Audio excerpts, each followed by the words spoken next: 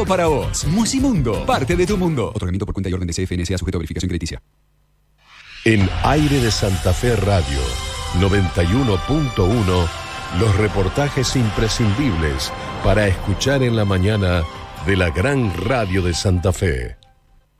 Pasan de las 9 de la mañana y una de las noticias que ayer nos llamó muchísimo la atención, y puede haber mucha gente que se sienta interesada por este tipo de novedades, es que un banco va a tener que dejar de descontarle un crédito que le otorgaron a una víctima de una estafa. Es decir, es una decisión que toma la Cámara de Apelaciones.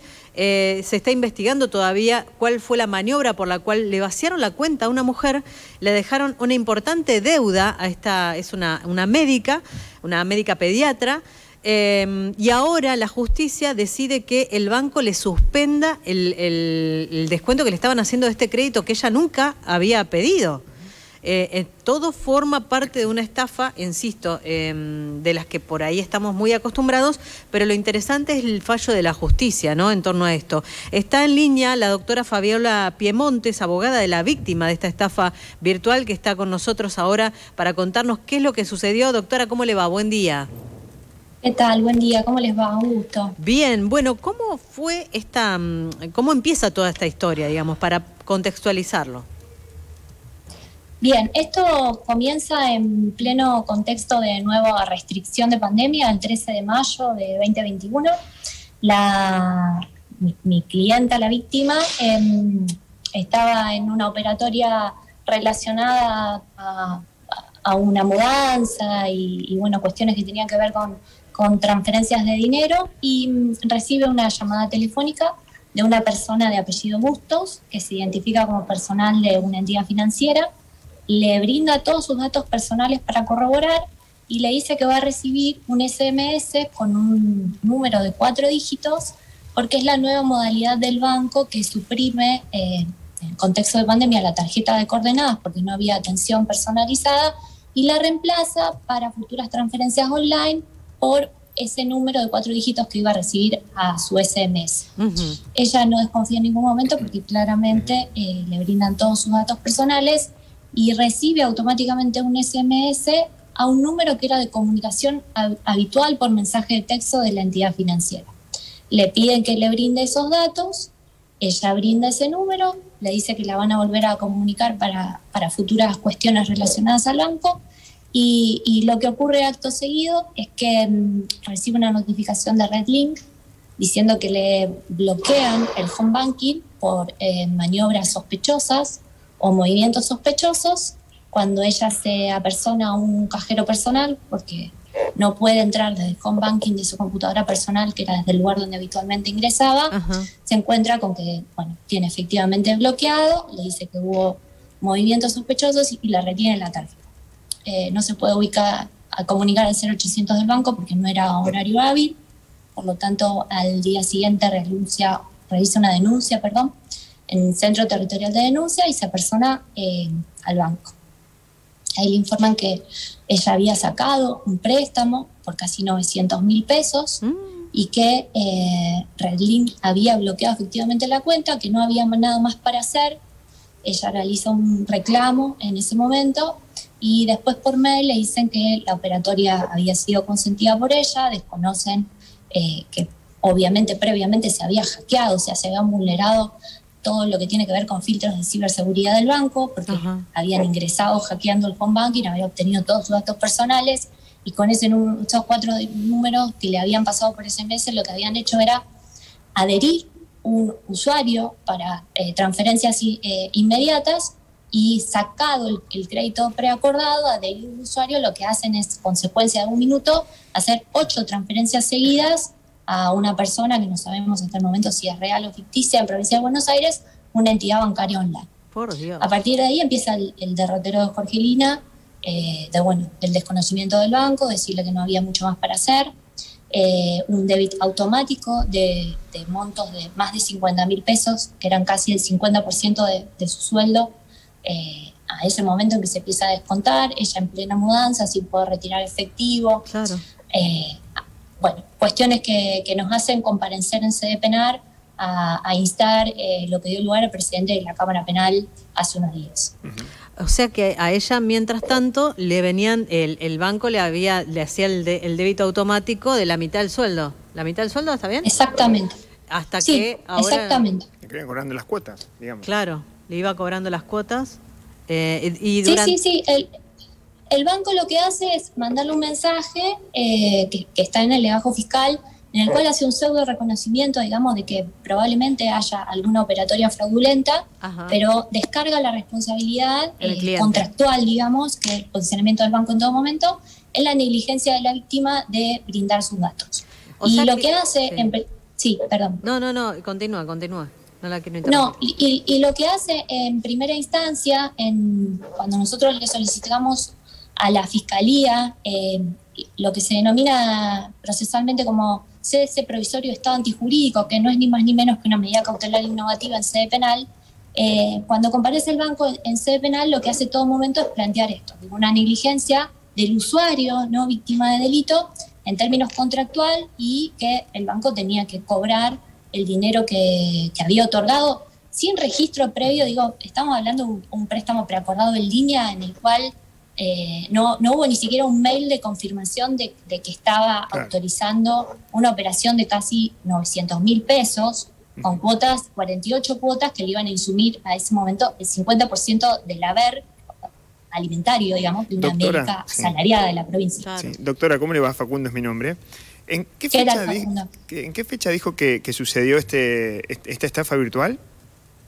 13 de mayo. Claro, 13 de mayo. Seguramente, por supuesto, en Argentina no habrá sido la única, y producto también de las reiteradas abusos y estafas de este tipo, obligó al Banco Central, primero, a aplicar mayor nivel de control en los bancos, a aplicar un doble factor, y sobre todo a que estos créditos preacordados que antes hacían con 2, 3 clics, claro, estaban a la orden del día. Si te hackeaban el tema del home banking, automáticamente con 2 o 3 clics se te acreditaba un préstamo, te solicitaban un préstamo y después lo derivaban tal vez a algunas cuentas de otros bancos, pero que en realidad también eran bancos virtuales. O sea, en vez de CBU son CBU con B corta, son las claves virtuales únicas. ¿Y la ley ahora cambió? Ahora, básicamente lo que hizo una comunicación en distintos momentos, el Banco Central sacó distintas resoluciones. El marco normativo del Banco Central lo hace a través de comunicaciones, con eso regula el sector financiero.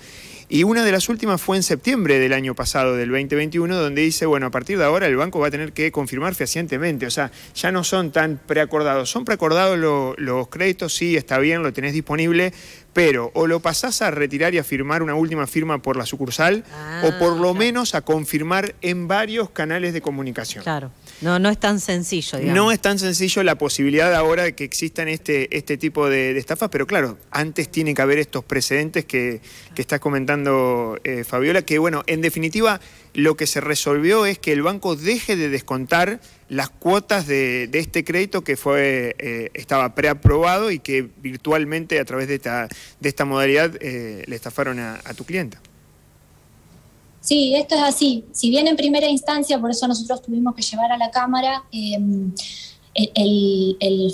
juez de la audiencia, yo quiero remarcar algunas cuestiones porque en la nota en el diario salió como que el peligro y la urgencia acreditaban este tipo de medidas. En realidad la diferencia con el fuero civil es que en el proceso penal las audiencias son orales y hay mayor celeridad en el proceso.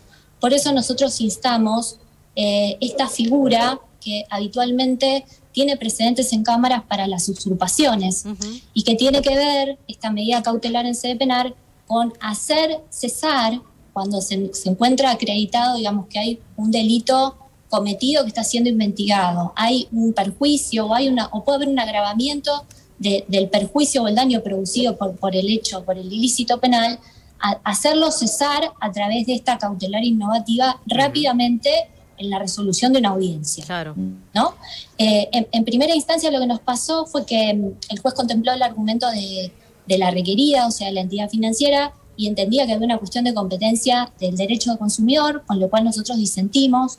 La fiscal acompañó en todo momento, esto también lo quiero poner de relevancia, la doctora Milicic, porque fue la que instó a pedido de la parte, digamos, de la víctima, todas las instancias penales, y llegamos a la Cámara Penal donde ratificando el planteo que nosotros sosteníamos, es decir, que había verosimilitud en el derecho, claramente había ocurrido un delito de phishing consumado, una estafa a través del hackeo de la cuenta, que había una urgencia porque había un derecho alimentario afectado y por lo tanto había un peligro en que esto siguiera ocurriendo, y además el fundamento del Código Penal en el nuevo paradigma del artículo 23, que dice que hay que hacer cesar los efectos dañosos, y nosotros entendíamos que el banco estaba reproduciendo el efecto del delito, descontando automáticamente del sueldo de Jorgelina todos los meses casi la mitad de su haber alimentario.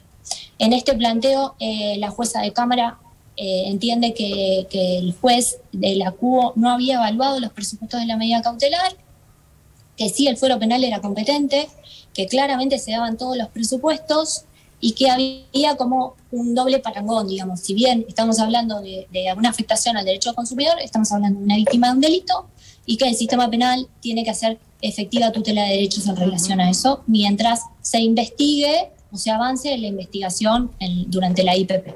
Así que en esa tesitura, en un análisis muy interesante que hace de esta figura, que como les mencioné, se usaba para algunos casos en particular, como las usurpaciones, la jueza de Cámara dice que más allá de que no haya todavía imputado, lo primordial acá es garantizar los derechos de la víctima y también, ¿por qué no?, la futura reparación e indemnización del banco si se pudiera recuperar el dinero. Claro. Entendiéndolo también claramente como una víctima subsidiaria, claro. Lo que yo comentaba en el diario cuando me hicieron la nota es que no podemos equiparar el poder, digamos, de las víctimas en esta balanza, ¿no? Claramente estamos hablando de una médica asalariada que venía perdiendo el 50% de su sueldo y una entidad financiera que perdió, teóricamente, entre comillas, 900.000 pesos, pero que tiene seguro de caución, por lo tanto en algún momento lo va a recuperar.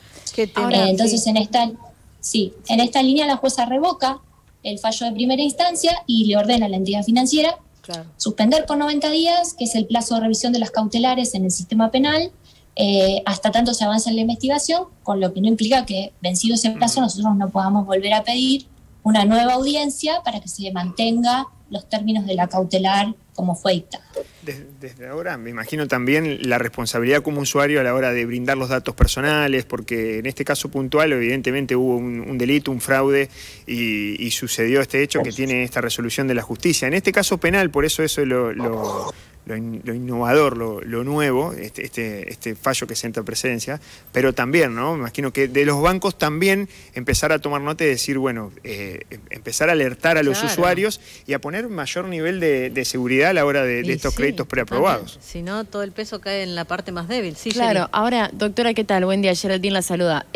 Acá hay mucha gente que nos está escribiendo, por ejemplo, que le pasó lo mismo que a su clienta. Y que dice, ¿por qué yo no pude, no encontré ninguna vía para poder avanzar en una cuestión, digamos, judicial o un poco más justa? Y me quedo con lo que nos decía hace 2 o 3 semanas Estefanía Leiva, que es una joven que fue estafada con el crédito Procrear.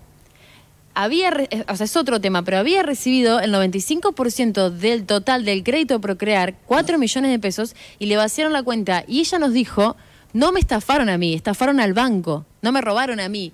En realidad, burlaron las políticas de seguridad y las herramientas de seguridad que te brinda el banco, que en este caso no entendemos cómo no fueron suficientes. Pero ahora, la gente que está en la misma situación que su clienta, ¿qué tiene que hacer? ¿A dónde tiene que acudir? Sí, claramente aquí nosotros entendimos desde un principio que había una corresponsabilidad.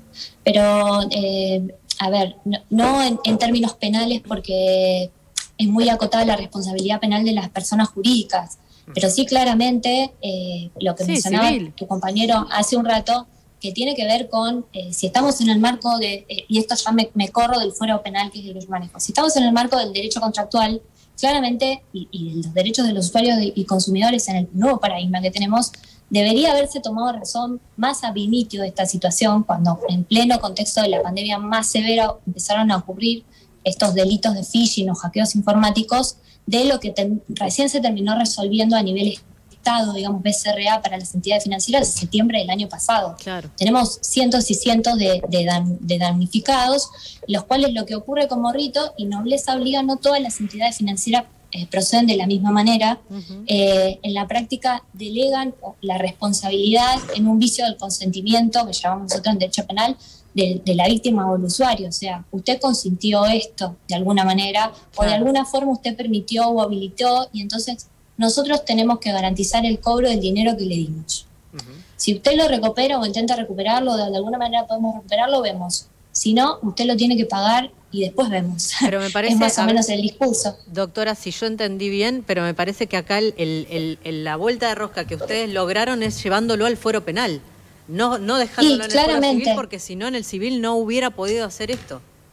No, y es que lo que ocurre en términos prácticos es que también hay precedentes en el fuero civil, pero el proceso, vuelvo, es escrito, por lo tanto es mucho más lento, y además el objeto de la presentación de la medida cautelar en fuero civil con los antecedentes que hay en los juzgados civiles y comerciales de distrito, que son los que tienen competencia para cuestiones de derecho del consumidor, el origen es el ilícito penal. O sea, indiscutiblemente se parte de una denuncia en la cual la persona pone en conocimiento que fue víctima de una estafa o que algo no funcionó en ciberseguridad y en función de eso termina siendo víctima o por una negligencia de cuestiones de ciberseguridad del banco o por haber brindado sin debido registro o confiando, ¿no?, en el interlocutor que tenía del otro lado datos propios, haber facilitado y la consecuencia final es un delito consumado, que es un delito a la seguridad informática. Una estafa, en este caso, mediante una maniobra informática. Volviendo a cuáles son los canales, y los bancos siempre, las posturas que hemos tenido en algunas instancias previas es que el derecho penal es de última ratio. Yo no coincido, claramente el Código Penal en el artículo 23, lo vuelvo a repetir porque habla de medidas precautorias a los fines de garantizar que no se repitan los efectos dañosos del delito en relación a las víctimas, o sea que la medida precautoria procede directamente en sede penal. Y después algunas cuestiones tienen que ver con presentaciones en las oficinas de defensa del consumidor, que lo que sirven en la práctica es para poder canalizar la resolución de las resoluciones que estamos teniendo en sede penal o civil. O sea, lo que nos están diciendo es: hagan la presentación en la oficina del derecho del consumidor o pásennos el número de trámite y tomamos eso para tomar razón de lo que nos han instado en sede penal o en sede civil. Y digo nobleza obliga, no todas las entidades financieras funcionan o están reaccionando de la misma manera, porque para llegar hasta aquí nosotros tuvimos un precedente con otro caso de similares características en octubre del año pasado, con el doctor Mariano Ríos Artacho, que también es fiscal de acá de la Unidad Regional, Fiscalía Regional Segunda de Rosario, donde le pedimos lo mismo, el fiscal le acompañó y la entidad financiera lo que hizo fue allanarse, entendiendo que claramente es de público y notorio que ya no pueden ser oídos sordos, más allá de haber reformulado algunos parámetros o filtros de ciberseguridad, lo que comentaba el colega de ustedes hace un segundo. Hay que tomar razón de todo lo anterior, donde no funcionaban los canales de comunicación en horarios habituales, donde no había presencialidad, donde se le daba a un operador por teléfono la orden de que hiciera un top debit y no la tomaba, por lo tanto la operatoria seguía hasta que alguien tomaba razón, o se hacía una presentación judicial o se intimaba por carta documento. Pero algunas entidades financieras proceden de esa manera, se allanan, por lo menos en sede penal, y canalizan a través del reclamo en defensa del consumidor para experiencias particulares, ¿no? Sí. Para tomar el derecho de la víctima y constituirse como querellante o seguir la causa como querellante y deslindarla de toda la responsabilidad y los préstamos, etcétera, que se hubiesen sacado en su nombre bajo maniobra fraudulenta. Doctora, esto pasó en Rosario. Esto pasó acá en la provincia de Santa Fe, Rosario. Sí, señora. Sí, así. Innumerable la cantidad de mensajes que nos están llegando, cada uno con su experiencia, y la verdad que da pavor, ¿no? Porque no solamente por el tipo de estafa, sino también por la respuesta muchas veces de las entidades bancarias en torno a esto. Doctora, le agradecemos muchísimo esta comunicación con Aire de Santa Fe, ¿eh? Por favor, gracias a ustedes por el espacio. Que tengan un muy buen día. Igualmente. La doctora Fabiola Piemonte, abogada de Jorgelina, que es la víctima de esta estafa virtual, que por ahora, por 3 meses, no va a tener que pagar el descuento que le hacía el banco, que en este caso era el Banco de Santa Fe, pero esto corre para cualquier entidad bancaria y que está marcando un precedente, ¿no?, en materia judicial de qué hacer, qué responsabilidad tiene cada banco cuando ocurre un tipo de estafa de estas características. Vos fíjate, Cata, que en realidad lo que terminó siendo, o en el origen, un beneficio tener un crédito preaprobado, que simplemente con 2 clics lo solicitás, es tratar de eliminar los trámites por ahí tal vez innecesario, tener que ir a una sucursal, se terminó siendo o transformando en carne de cañón de aquellos que evidentemente por el desconocimiento del usuario se aprovechan y estafan, o sea, en definitiva, un beneficio tal vez del banco para tratar de agilizar lo que es el crédito bancario preaprobado.